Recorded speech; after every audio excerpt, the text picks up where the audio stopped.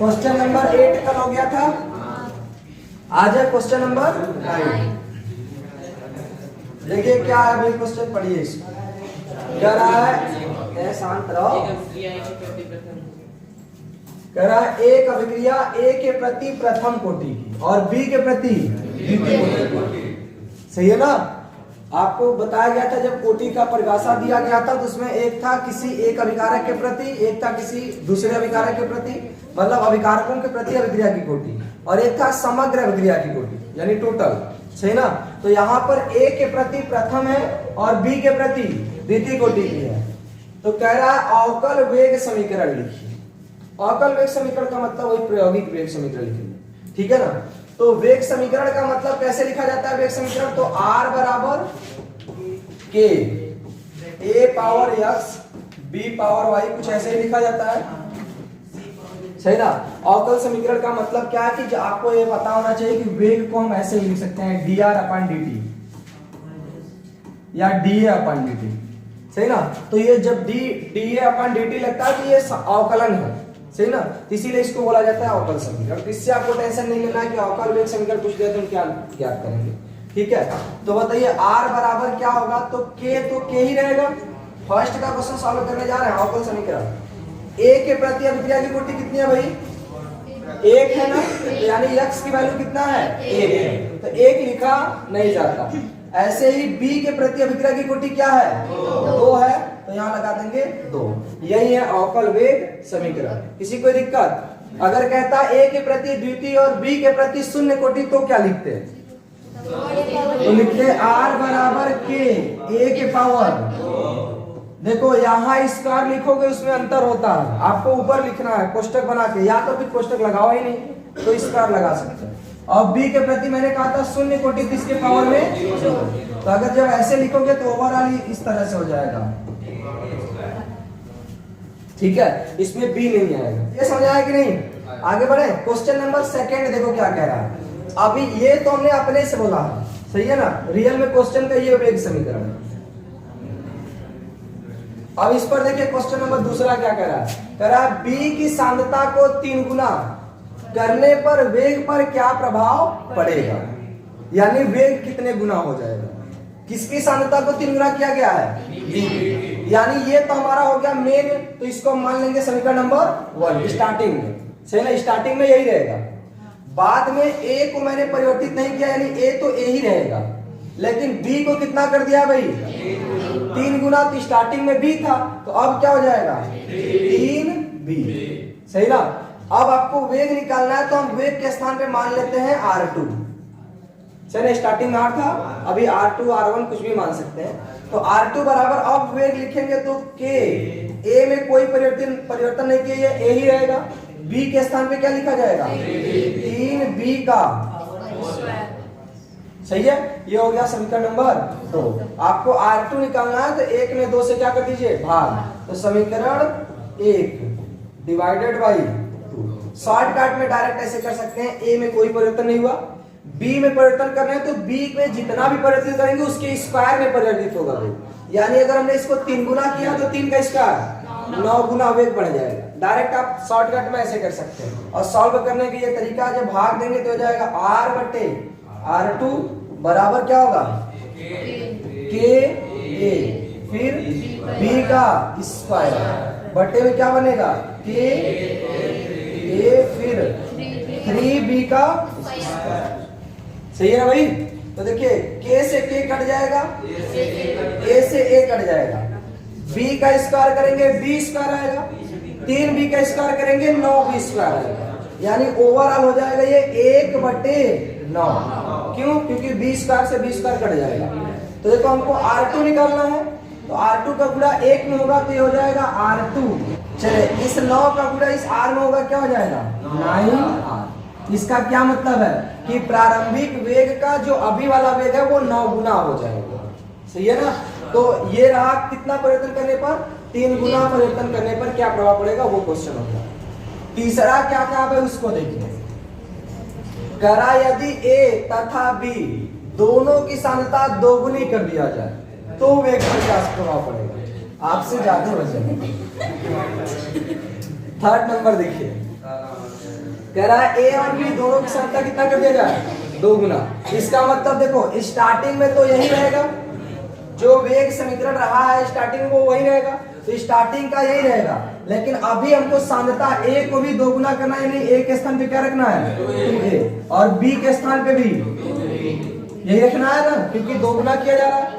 तो अभी का वेग मान लेते हैं r2 यहाँ माने थे, यहाँ मान लेते हैं r3, तो बराबर k में k ही रहेगा, a के स्थान पे 2a, b के स्थान पे 2b, लेकिन b में क्या है, b में क्या है, ये हो गया समीकरण नंबर 3। और आपको पहले से ना तुलना करनी है, तो समीकरण 1 में भाग दे देंगे 3 से, तो समीकरण 1 डिवाइडेड बाई 3 भाग देंगे तो उधर है r और यहाँ है r3, यहाँ पे r था, यहाँ r3, इधर क्या है k a फिर b का स्क्वायर, यहाँ नीचे हो जाएगा k फिर क्या हो जाएगा 2a फिर हो जाएगा 2b का, ठीक है। ये हो जाएगा r बटे r3 बराबर k से k कटेगा, देखिए a से a कटेगा, b से b कटेगा, यहाँ क्या हो जाएगा, ऊपर किसी का नहीं बचा, केवल एक का स्क्वायर एक ही होगा। नीचे देखो 2 यहाँ आएगा, एक है वैसे, यहाँ 2 आ गया, इंटू यहाँ 2 का स्क्वायर, तो 4 दूना 8 का गुणा r में करेंगे तो r3 बराबर 8r, यानी प्रारंभिक वेग का 8 गुना हो जाए। बताइए इस क्वेश्चन में किसी कोई दिक्कत, सिंपल है ना, आगे बढ़े भाई। नेक्स्ट क्वेश्चन देखिए क्या है, क्वेश्चन नंबर 10। क्वेश्चन क्या कह रहा है भाई, A और B के मध्य अभिक्रिया में A और B की विभिन्न प्रारंभिक सांद्रताओं के लिए प्रारंभिक वेग R नीचे दिए गए हैं। मतलब ये प्रायोगिक आंकड़ा निकाला गया कि जब A इतना रखा गया, B इतना रखा गया तो वेग कितना होगा। तो इसके लिए आंकड़ा आपको ये दिया हुआ है, देखो ये है A, ये पूरा क्या है,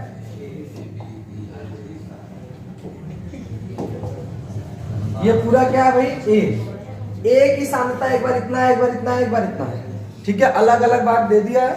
ऐसे ही B की सांद्रता एक बार इतना, एक बार इतना, एक बार इतना, जो भी, और ये क्या है, वेग दिया है। A की जो सांद्रता है वो मोल प्रति लीटर में, B की सांद्रता मोल प्रति लीटर में, और वेग मोल लीटर इनवर्स सेकेंड में। तो क्वेश्चन पूछा क्या है उसको देखो, पूछा है A और B के प्रति अभिक्रिया की कोटि क्या है। इसको सॉल्व कैसे करेंगे, तो ये देखो प्रायोगिक आंकड़े दिए हैं, कैसे आंकड़े हैं, प्रायोगिक, और आपको A के प्रति अभिक्रिया की कोटि और B के प्रति अभिक्रिया की कोटि बतानी। इसका क्या मतलब है, तो अगर हम कहें प्रायोगिक वेग समीकरण R बराबर K A पावर x और B पावर y होगा, तो आपसे अभिक्रिया की कोटि नहीं पूछा है, A के प्रति अभिक्रिया की कोटि और B के प्रति, यानी A के प्रति x होगा, B के प्रति y होगा, यही x और y आपको ज्ञात करना है। अगर कहता है अभिक्रिया की कोटि क्या होगी तो x प्लस y, ठीक है ना। तो आपको x और y ज्ञात करना है, इसके लिए आपके पास 3 आंकड़े दिए गए। मैंने आपको इस पर न्यूमेरिकल ऑलरेडी बता रखा है टॉपिक में, सही ना, कि कहीं A दिया हो, फिर B दिया हो, फिर वेग दिया हो, तो आप इसी वाले फॉर्मूले से जितने भी यहाँ सांद्रता दिया हुआ है उतने समीकरण बनाएंगे, और कोई एक जो मिल रहा होगा उसका भाग देंगे और वहां पे निकालेंगे n का मान या x y का मान, ठीक है। तो चलिए देखिए इस क्वेश्चन को कैसे सॉल्व करेंगे। ये वास्तव में होना कैसे चाहिए, इस तरह से, तो उससे कोई दिक्कत नहीं है। ये हो गया A, तो ये वाला यहाँ रहेगा, B यहाँ रहेगा, R यहाँ रहेगा। R मतलब वेग है, छोटे r से लिखा है, इससे कोई मतलब नहीं है। ऐसे नेक्स्ट टाइम यहाँ पर 0.20 रहेगा, इसमें 0.10 रहेगा, फिर वहां पर क्या रहेगा, R रहेगा। फिर यहाँ पर वेग का ये थर्ड वाला 0.40 उसके नीचे रहेगा। मतलब इससे दिक्कत नहीं है कि सारणी ऐसे दिया है कैसे दिया, ठीक है। तो चलिए सॉल्व करते हैं इसको।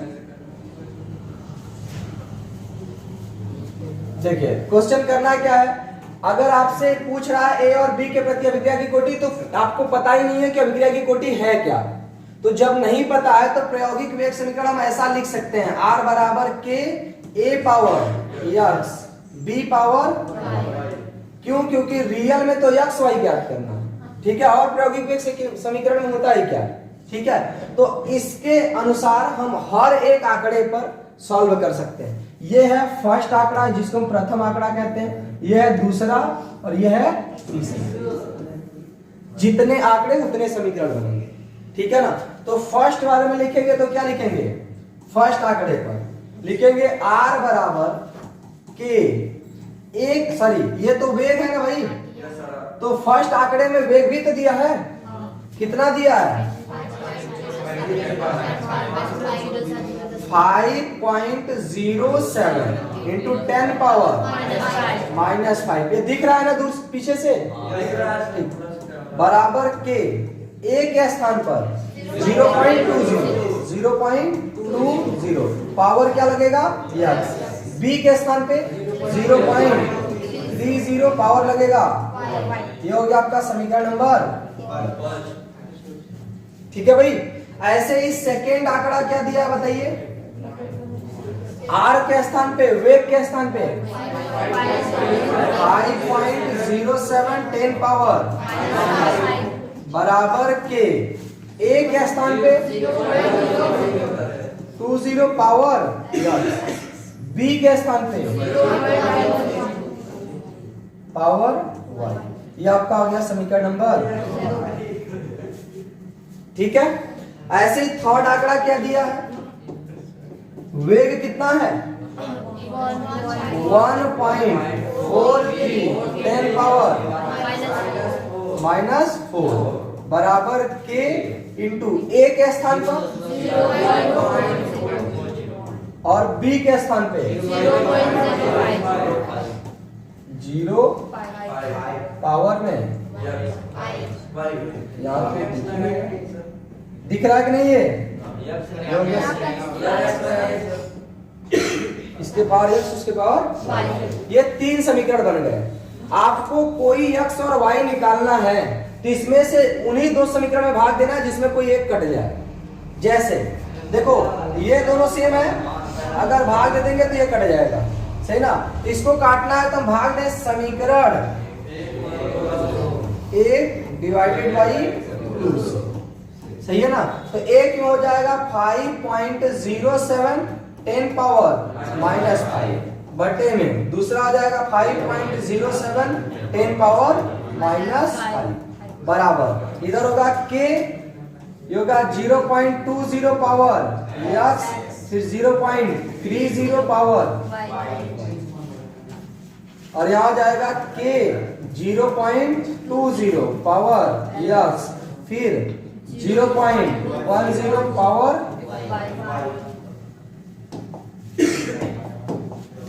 सही है भाई। ये पूरा कट जाएगा तो जब कटेगा कितना आएगा 1, दिख रहा है ना, बराबर के से के कटेगा, ये पूरा देखो कट जाएगा, कितना बचेगा 0.30 पावर y बटे में फिर बचेगा 0.10 पावर, सही है भाई।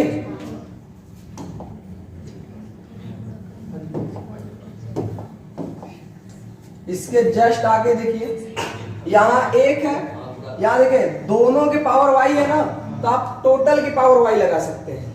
तो यहाँ हो जाएगा 1 बराबर, भाग देंगे तो ये 0.30 है, ये 0.10 है, 2 अंक पे दशमलव है तो दशमलव खत्म, 10 से भाग देंगे कितनी बार में, अच्छा डायरेक्ट हम भाग तभी दे पा रहे हैं जब घात बराबर है। अगर घात अलग अलग होता तो पहले उनको सॉल्व करते तब भाग देते, सही ना। यहाँ 10 से भाग देंगे, 10 कहीं 3, 10 कहीं 30 यानी 3 पावर। देखिए आपको y निकालना है तो बेस बराबर होना चाहिए, सही ना, बेस बराबर होना चाहिए। तो ये 1 है, 1 को तो हम किसी के पावर 0 लगा सकते हैं, 3 के पावर 0 लगा देंगे तो वैल्यू क्या होगी 1 होगी, 5 पावर 0 लगाएंगे तो भी 1 होगी। लेकिन हम 5 पावर 0 क्यों लगाना, हमको जरूरत है 3 का, तो 1 के स्थान पर लिख सकते हैं 3 पावर 0 बराबर होगा 3 पावर y। तो बेस से बेस कट गया तो y बराबर क्या आया 0। तो y किसके प्रति अभिक्रिया की कोटि है, b के प्रति, सही ना। a के प्रति अभिक्रिया की कोटि x है, तो यहाँ लिखेंगे अर्थात b के प्रति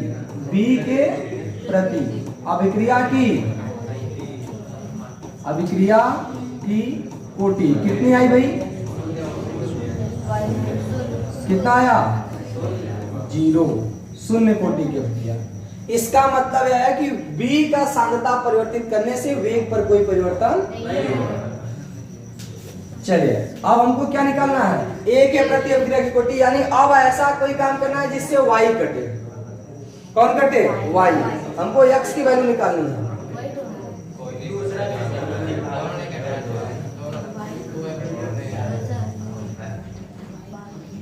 ऐसा कोई आंकड़ा नहीं है जिससे कट जाए। अगर सर हम y की वैल्यू नहीं रखते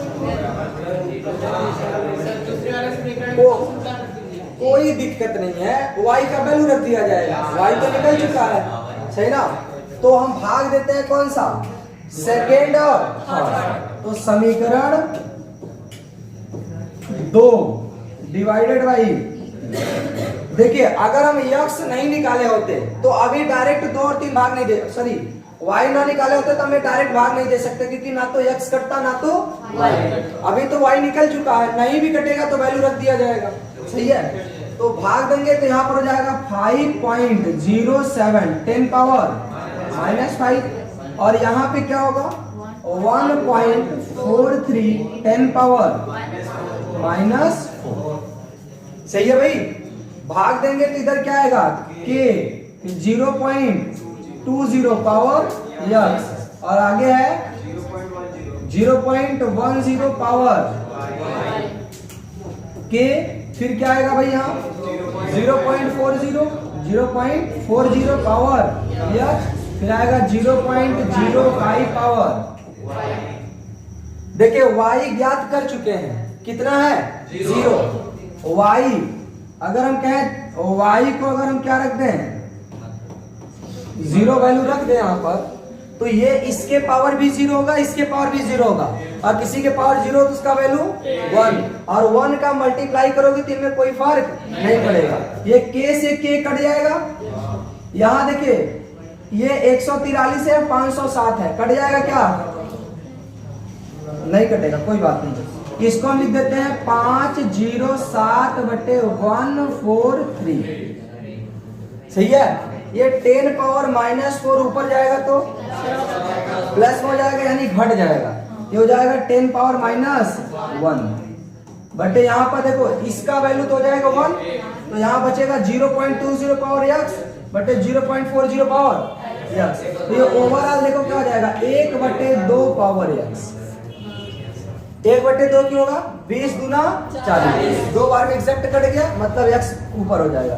देखो ये 10 घाते -1 है ना, इसको नीचे भेजेंगे तो फिर से 10 हो जाएगा पूरा पूरा, तो ऊपर हो जाएगा 507 बटे नीचे 1430। सही ना? तो ये ओवरऑल हो जाएगा 507 बटे 1430 बराबर हो जाएगा 1/2 पावर। ये वैल्यू एग्जैक्ट तो नहीं बन रही है, तो बटा में बनेगा, हो सकता है दशमलव में बन जाए। ठीक है? तो देखिए 1/2, अगर हम कहें यहां से 1/2 पावर में क्या है? x है, तो ये बराबर होगा। अब देखो इसको 1/2 के रूप में बनानी।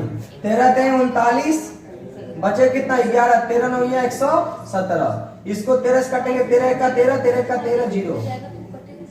बहुत बढ़िया, 13 से कट गया। चले भाई 39 का 110 में भाग नहीं जाएगा, एक काम करते हैं डायरेक्ट भाग देके दशमलव में ला लेते हैं। देखो अब हम भाग देंगे 39 में कितने का? 110 का। 0 दशमलव लगाएंगे तो यहाँ 0 हो जाएगा। कितनी बार जाएगा? 3 बार। 3 बार जाएगा तो हो जाएगा 330। बचे कितना? 7। फिर से 0 लगाएंगे, कितनी बार भाग जाएगा? 6 बार। 6 बार तो नहीं जाएगा, 5 बार जाएगा।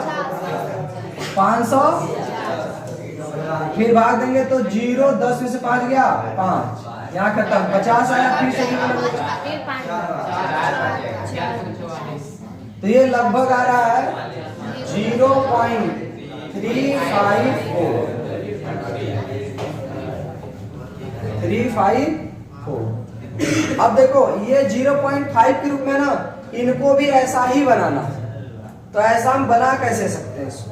लगभग एक बार करेंगे तो 0.5 होना चाहिए, चूंकि इससे बड़ा है इसलिए 0.5 नहीं होगा। 2 बार करेंगे तो ये 0.25 होगा, इससे छोटा हो जा रहा है। इसका मतलब 1 और 2 के बीच में, 1 और 2 के बीच में नंबर क्या हो सकती है तो हमें पता तो नहीं है, लेकिन अंदाजा लगा के बोल सकते हैं कि लगभग 3/2 हो सकता है, सही ना। अब उसके लिए हमने कहा कैलकुलेटर में एक बार चेक कर लेते हैं कि कितने के पावर 0.5, इसमें पावर कैसे रहेंगे, पावर कितना 3 कितना आया है, देखो ये 5 का क्यूब है, अगर इसी का रूट निकाल लें तो वही 1/2 निकल जाएगा। इसका रूट निकालना, इस रूट इन 0.125, देख लो एकदम अंदाजा मेरा एकदम एग्जैक्ट सही है कि 3/2 ही रहेगा। तो यहां से हम लिख सकते हैं 0.5 पावर x, ये हो जाएगा लगभग 0.5 के पावर में 3/2, सही है ना। तो जब इतना है तो ये क्या हो जाएगा, कट जाएगा, x बराबर क्या आया 3/2। इसको कहते हैं तुक्का लगाना, सही है। तो क्योंकि हमने कैसे तुक्का लगा तो इसको सुनो, अगर हमने कहा 0.5 के पावर 1 करेंगे तो 0.5 आएगा, आपको लग रहा है 0.5 इससे छोटा है, वो 0.5 वाला 0.500 है, या 0.354 नहीं है, तो इसका मतलब एक घात से तो ये कम है, सही ना। अगर हम इसका घात बढ़ाएंगे ना तो संख्या घटेगी, कारण क्या है, क्योंकि ये रियल में 1/2 है, 1/2 मतलब 2 नीचे है, जब घात बढ़ाएंगे तो नीचे वाली संख्या बढ़ेगी तो वैल्यू छोटा आएगा, इसलिए अगर हम 2 घात करेंगे तो 0.25 हो जा रहा है, उससे छोटा हो जा रहा है। तो हमने कहा 2 घात करने पर ज्यादा छोटा हो जा रहा है, 1 घात करने पर बड़ा हो रहा है, तो इनके बीच में होना चाहिए, तो 1 और 2 के बीच में क्या होगा 1.5 होगा, 1.5 मतलब 3/2, तो 3/2 का मतलब क्या होता है कि इसका पहले क्यूब करो फिर इसका रूट कर दो। 3/2 को हम ऐसे लिख सकते हैं 3 गुणे 1/2, तो पहले क्यूब करिए फिर 1/2 घात पे मतलब रूट लगा दीजिए, सही ना। तो यहां से हमारा x की वैल्यू कितना आया, x बराबर 3/2, तो ये लगभग हमारा आंसर हो गया। तो x किसका वैल्यू है, x किसका मान है, a के प्रति अभिक्रिया की कोटि, तो यहाँ पे हो जाएगा a के प्रति अभिक्रिया की कोटि कितना 3/2। ये कैलकुलेशन में है, ये लास्ट में, ये सारे क्वेश्चन में ऐसा नहीं आएगा, किसी किसी क्वेश्चन में ऐसा आता है, ठीक है ना। तो उससे भी बहुत ज्यादा इसमें दिक्कत नहीं हुई थी, हम स्टार्टिंग में अंदाजा लगा ले गए थे, लेकिन यही है कि भाई वो कैलकुलेशन करना सब थोड़ा संभव नहीं होता है, तो आप इस वैल्यू को केवल अंदाजा लगा करके सॉल्व कर सकते हैं, ठीक है। तो a के प्रति अभिक्रिया की कोटि हो गया 3/2, b के प्रति कितना हो गया 0, तो अगर कहता है टोटल अभिक्रिया की कोटि कितनी है, तो 3/2 में 0 जोड़ेंगे 3/2 ही आएगा, तब अभिक्रिया की कोटि 3/2, सही है। आगे बढ़े, चलिए नेक्स्ट क्वेश्चन देखिए, क्वेश्चन नंबर 11, क्या दिया हुआ है 2a प्लस b, ये एरो लगा ऐसे, c प्लस d, अभिक्रिया की बल गतिकी अध्ययन करने पर, बल गतिकी मतलब वही अभिक्रिया की क्रियाविधि या वेग का अध्ययन करने पर निम्नलिखित परिणाम प्राप्त हुए, जो कि यहाँ दिए हैं, सही है। करा अभिक्रिया के लिए वेग नियम यानी वेग समीकरण, वेग नियम यानी वेग समीकरण तथा वेग स्थिरांक यानी k की गणना करनी है, सही है। वेग नियम कब निकाल पाओगे, जब आपको घात पता हो, कोटि, क्योंकि r बराबर जनरली वेग नियम आप यही लिखोगे r बराबर k a power x b power, तो भाई x y ज्ञात रहेगा तभी ना वेग नियम लिख पाओगे। तो यहां से आपको वेग नियम लिखना है और फिर क्या निकालना है, वेग स्थिरांक। कोई नहीं, इसको भी सॉल्व कर देते हैं, हमारा काम है कंप्लीट कराना, स्पीड में खत्म कर देंगे 2 दिन में। कल कितने क्वेश्चन हुआ था 8, 30 क्वेश्चन है, सही ना। तो 11 हो रहा है, मतलब आज भी लगभग अब तो नहीं हो पाएगा। चलिए ध्यान समझिए, कितने आंकड़े दिए हैं 4, तो इसका अगर कितने समीकरण बनाना पड़ेगा 4, सही है ना। तो नॉर्मल समीकरण तो हम ऐसे बनाएंगे, r बराबर k a power x b power, ये हमारा होगा वेग नियम, लेकिन वेग नियम ऐसे x y में नहीं रख सकते आप, आपको x y की वैल्यू निकालनी पड़ेगी। इसको सॉल्व करने के लिए चलिए आंकड़ा नंबर 1, क्या दिया भाई, एक r की जगह पे क्या दिया वेग, देखो यहां दिया है d के विचलन का प्रारंभिक वेग। अब ध्यान सुनो, ये वेग नहीं है, ये वेग नहीं है, क्या है d के निर्माण की दर, d के निर्माण की दर, सही है ना। अभी ध्यान सुनो, भले वेग, अच्छा अभी हम ये नहीं करें, जैसे ये वेग तो नहीं है, 100% श्योर है वेग नहीं है, लेकिन जरूरी नहीं कि डी के निर्माण की दर हर एक रिएक्शन के लिए वेग से अलग हो। लेकिन सर इसमें उसका मतलब देखिए mole litre inverse minute inverse. अरे क्या दिक्कत है, मिनट में दिया है और क्या सेकंड में भेजा है। वो सांद्रता तो मोल प्रति लीटर होता है ना। अरे विरचन का प्रारंभिक वेग है भाई ये, यानी ये delta D upon delta T है। शांत रहोगे। और यहाँ पे हमको क्या लिखना होता है, अभिक्रिया की वेग। तो जरा यहाँ से देखिए रिएक्शन में, यहाँ से लिखेंगे वेग तो हो जाएगा 1/2 delta A upon delta T. यहाँ से हो जाएगा -1 delta B upon delta T. यहाँ से होगा delta C upon delta T, यहाँ से डेल्टा डी अपान। तो delta D upon delta T में कोई संख्या तो है नहीं। जब संख्या नहीं है तो जो इसका विघटन या निर्माण की दर है वही अभिक्रिया की वेग भी होगा। नहीं समझाया भाई, इसका वेग क्या होगा, -1/2 delta A upon delta T.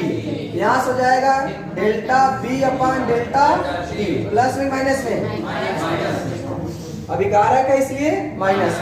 इधर से हो जाएगा delta C upon delta T, इधर से हो जाएगा डेल्टा डी अपान डेल्टा। ये क्या दिया है, डी के विरचन का प्रारंभिक वेग यानी वेग है, सही ना। तो वेग है तो डी के विरचन का वेग मतलब delta D upon delta T, और यही अभिक्रिया की वेग भी है, सही ना। ये सारे समीकरण अभिक्रिया के वेग हैं, ठीक है। तो इसका मतलब आपको डी के विरचन से आपको इतना टेंशन नहीं लेना कि वो डी का निर्माण की दर दिया है, क्योंकि रिएक्शन के अनुसार वही अभिक्रिया का वेग भी है, ठीक है ना। समझ में आया कि नहीं। ऐसे तो रिप्लाई देते नहीं, बात करने को कहते तो एकदम कौआ बन जाते हो, सब काव काव काव काव करने लगते हैं। चलिए भाई ध्यान समझिए, स्टार्टिंग में वेग कितना है फर्स्ट केस में 6.010 पावर ए के स्थान पर पावर यक्स, बी के स्थान पे समीकरण नंबर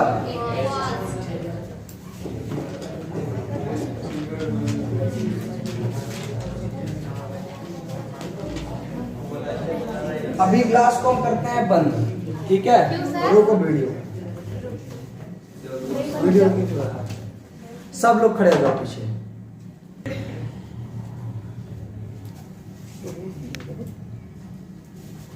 चलिए तो ये हो गया फर्स्ट केस में, ठीक है ना। ऐसे केस नंबर सेकंड में देखिए वेग कितना दिया है 7.2 इंटू 10 पावर -2। यहाँ पे हो गया के, ए के स्थान पर 0.3 पावर यक्स, बी के स्थान पे 0.2 पावर। ये था समीकरण नंबर 1, ये हो गया 2। ऐसे ही तीसरा आंकड़ा क्या है भाई, वेग कितना है 2.88 10 पावर -1 बराबर के, ए के स्थान पर 0.3 पावर यक्स, बी के स्थान पे 0.4 पावर। ये हो गया समीकरण नंबर 3। एक केस और दिया है, केस नंबर 4।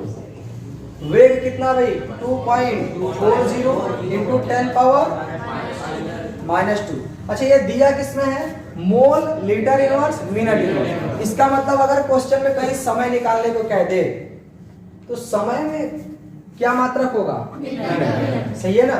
तो यहाँ ये हो गया बराबर के, ए के स्थान पे बताइए 0.4, बी के स्थान पर 0.1 पावर 1। समीकरण नंबर 4। देखिए आपको किन्हीं दो लोगों का ऐसा भाग देना जिसमें एक वैल्यू कट जाए, चाहे एक्स वाला चाहे वाई वाला। देखिए इसमें 0.1 है लेकिन इसमें नहीं है, तो ये नहीं कटेगा, लेकिन इसको है कि नहीं। हाँ, दूसरा तीसरा से भी एक कट जाएगा और पहला चौथा से भी एक कट जाएगा, सही ना। तो चलिए पहले दूसरा तीसरा ही ले लें। तो समीकरण सेकंड यानी 2 डिवाइडेड बाई, ठीक है। तो यहाँ पे देखिए 7.2 इंटू 10 पावर -2, उसके नीचे 2.88 10 पावर -1 बराबर क्या होगा भाई, यहाँ से k हो जाएगा, फिर 0.3 पावर x, फिर 0.2 पावर y बटे में हो जाएगा k 0.3 पावर x, फिर क्या हो जाएगा 0.4 पावर। इसमें ये वैल्यू कट जाएगी, ये भी कट जाएगा। इसमें देखिए अगर ये 10 घाते -1 जाए तो ऊपर क्या हो जाएगा 10 घाते -2 + 1, तो -2 हो जाएगा, तो ऊपर 7.2 ही रह जाएगा और नीचे क्या हो जाएगा 7.2। देखो जहां पर पूरा पूरा संख्या बने उधर साइड भेज देते हैं, तो ये अगर ऊपर जाएगा तो ऊपर -1 बनेगा। -1 का मतलब है 10 घाते -1 का मतलब 1/10, तो 1/10 है तो ओवरऑल 10 कहाँ जाएगा नीचे, तो इसको हम ऐसे लिख देते हैं 2.88 इंटू 10 पावर, उसको नीचे भेजेंगे तो हो जाएगा -1, नीचे आएगा तो +2 बराबर। यहाँ बचे कितना, देखो 2 से भाग देंगे, 2 दूना 4, 1/2 पावर। इसमें भी देखो बटा आएगा, सही है ना। तो यहां से अगर देखा जाए तो ऊपर हो जाएगा 7.2 और नीचे क्या होगा 10 घाते +1 यानी 10 आएगा, 10 का गुणा करेंगे तो 28.8 बराबर 1/2 पावर। मेरे ख्याल से 4 बार में कट जाएगा क्या, 4 दूना 8, 4 से 28, सही है। तो 1/2 है तो इसको भी 1/2 के रूप में करें, ये हो जाएगा 1/2 का स्क्वायर बराबर 1/2 पावर y। ये 1/2 से 1/2 कट जाएगा, y बराबर कितना आया। आपको बताना नहीं है कि अवक्रिया की कोटि कितनी है, आपको वेग समीकरण लिखना है। क्या लिखना है, वेग नियम या वेग समीकरण। तो y निकल गया, अब क्या निकालना है x। वैसे तो आप किन्हीं भी समीकरण सब निकाल सकते हो, लेकिन आप भी अभी भी कोशिश करो जिनसे कट जाए। देखो अगर एक में 4 से भाग देते तो y वाला कट जाएगा, सही ना। एक बार हमको x काटना था, एक बार y। तो आपकी लिख देते हैं समीकरण 1/4 से, ठीक है। 1/4 से करेंगे तो डायरेक्ट लिख रहे हैं, क्योंकि जगह कम है इसी में एडजस्ट भी करना है।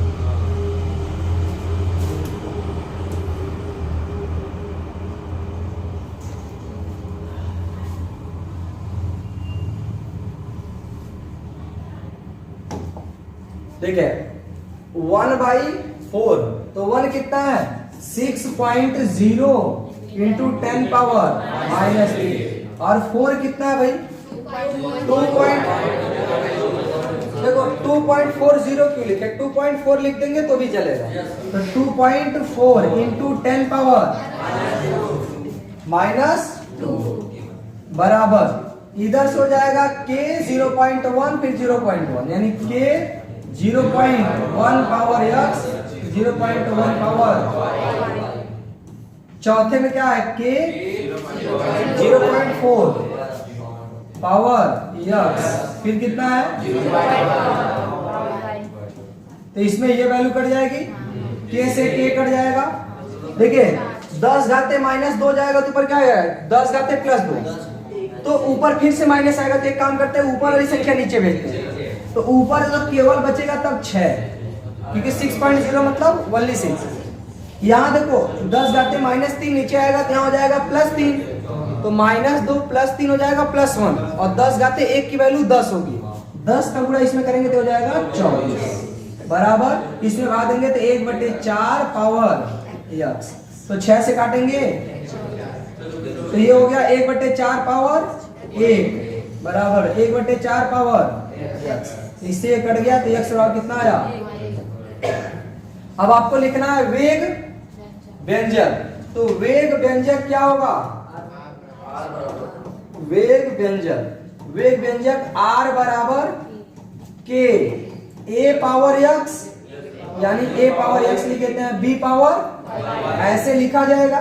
तो यहाँ पर हो जाएगा r बराबर k, एक स्थान पे भी आपको कुछ भी नहीं लिखना है, आपको वेग व्यंजक लिखना है। तो ऐसे हम कौन सा a लिखेंगे, 4 ठो आंकड़े हैं तो केवल a रहेंगे। x की वैल्यू कितनी है 1 और b के पावर y की वैल्यू कितनी है 2। तो यही इसका क्या हो गया वेग व्यंजक। अभी क्या निकालना है, वेग स्थिरांक भी निकालना था ना भाई।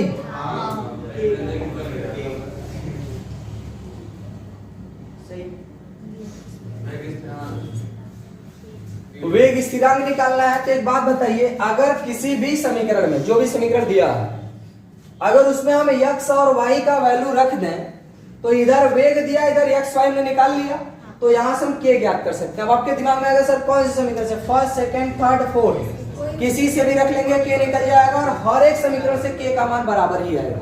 इसके कारण क्या है, क्योंकि इन्हीं सबको सॉल्व करके हमने x और y निकाला, ठीक है ना। तो जब उन्हीं से निकाले हैं तो आपको चाहे जिसमें रखेंगे x और y का मान, जो k की वैल्यू आएगी वो सब में फिक्स आएगी, तो आप किसी भी एक समीकरण से निकाल लीजिएगा, k का मान निकल जाएगा। किसी कोई दिक्कत इस क्वेश्चन में? ये क्वेश्चन नंबर क्या था, 11। नेक्स्ट है क्वेश्चन नंबर 12।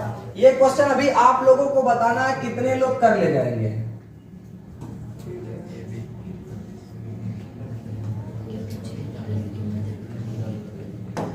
कितने लोग इसको कर ले जाएंगे? देखो इसमें करना क्या है, ध्यान समझिए। क्वेश्चन क्या करा है, ए और बी के मध्य अभिक्रिया, ए और बी के मध्य अभिक्रिया में ए के प्रति प्रथम कोटि की और बी के प्रति, अब की बार एक्स वाई दे दिया है, सही ना। तो अगर हम वेग समीकरण लिख लेंगे तो आर के ए के पावर प्रथम कोटि यानी 1, बी के पावर शून्य कोटि यानी 0, सही ना। शून्य कोटि किया तो कह रहा है निम्नलिखित तालिका में रिक्त स्थान भरिए। ये जैसे कि ये तो पहला स्थान सब दे दिया, इसके बाद दूसरे वाले में देखो ये कह रहा है कि यहाँ क्या भरा जाएगा, खाली स्थान है ना, कैसे सॉल्व करेंगे। देखिए इसको एक हम बता दे रहे हैं, बाकी आप कर लेना, शॉर्टकट बता रहे हैं। पहले वाले के लिए वेग दिया है, कितना है 2.0 इंटू 10 पावर, के की वैल्यू पता है नहीं, ए का वैल्यू कितना है 0.1 पावर 1, बी का वैल्यू चाहे जितना हो पावर 0 लगेगा, वैल्यू खत्म। अब आप कहोगे सर इस दूसरे को कैसे करेंगे या इसमें हमें करना क्या था, यहां से आप पहले k निकाल लो, k निकालोगे तो आ जाएगा देखो 2 इंटू 10 पावर -2 बटे में 0.1 मतलब 10 घाते -1 ऊपर जाएगा तो +1 हो जाएगा, और +1 होगा तो 2 गुणे 10 घाते -1 यानी ओवरऑल 0.2 आएगा। मात्रक लिख दे कि रहने दे, शून्य कोटि के लिए वेग स्थिरांक का मात्रक हो जाएगा मोल लीटर इनवर्स। वेग में कुछ चीज गायब है, मिनट लिखा है ना, तो ये अगर मिनट लिखा है तो हो जाएगा मिनट। अब देखो हमने k क्यों निकाला, क्योंकि दूसरी बार भी सेम यही समीकरण रखोगे, तो जब यही रखोगे तो आपको r पता है, r उधर पता है दूसरे केस में, और आपको b पता है, b का वैसे भी कोई लेना देना नहीं है, b पता है। जब b पता है तो यहाँ पर आपको a की वैल्यू निकालनी है, a की वैल्यू निकालनी है, और एक k की वैल्यू आपने अभी निकाल रखा है, तो केवल a की वैल्यू निकालनी है, तो इस k को इधर भेजेंगे, भाग देंगे, इसके बाद हमको 0 यहाँ पर वैल्यू निकालनी है, इसकी पावर 1 है, तो यही ये आ करके भाग हो जाएगा, वही डायरेक्ट किसका मान होगा a का। तो अभी आपके दिमाग में डायरेक्ट बन चुका है कि यहाँ वाली संख्या जो भी k है इसमें भाग दे देंगे तो हो जाएगा a का वैल्यू, क्योंकि b के पावर 0 है। तो डायरेक्ट अगर हम देखें तो हमने निकाला 0.2, इसका भाग देते हैं, इसमें भाग देंगे 0.2 से, तो इसका मतलब 0.2 से भाग देने का मतलब क्या है 2 इंटू 10 पावर -1, तो 2 से भाग देंगे 2 बार में, और 10 घाते -1 जाएगा तो -2 + 1 -1 आएगा, तो ये 0.2 आएगा। तो यहाँ क्या भरा जाएगा 0. सेम फॉर्मूला लगाएंगे। अब वैल्यू ऐसे ही सेकंड वाले में देखो a दे दिया, b दे दिया, सही है ना। k आपको पता है, आपको क्या निकालना है वेग निकालना है, सॉल्व कर लेंगे ना, वही वहां पे भरा जाएगा। इसमें ये इसकी तरह है, तो डायरेक्ट अगर हम बोले तो इसमें आप भाग दे दीजिए 2 से, वही 0.2 जो लाए थे उसी से क्या कर दीजिए भाग दे दीजिए, सही है कि नहीं, हो जाएगा भाई। तो क्वेश्चन नंबर कौन सा था 12। अब इस क्वेश्चन में क्या रखा है भाई, देखो हो जाएगा, सिंपल है। प्रथम कोटि की अभिक्रियाओं के वेग स्थिरांक से अर्ध आयु की गणना की, अर्ध आयु की t, ये क्या दिए हैं वेग स्थिरांक, अलग अलग केसेस में वेग स्थिरांक दिया, अर्ध आयु निकालना है। प्रथम कोटि की अभिक्रिया के लिए अर्ध आयु का फॉर्मूला t½ बराबर 0.693 आपको k दिया है, आपको चेंज नहीं करना है। अगर ये सेकंड इनवर्स में दिया तो आपका t आप सेकंड में आएगा, मिनट इनवर्स दिया है तो मिनट में आएगा, ईयर इनवर्स दिया है तो ईयर आएगा, इनवर्स। ठीक है, हो जाएगा। चलिए तो क्वेश्चन नंबर 13 तक आज करते हैं, इसके आगे हम लोग करेंगे नेक्स्ट।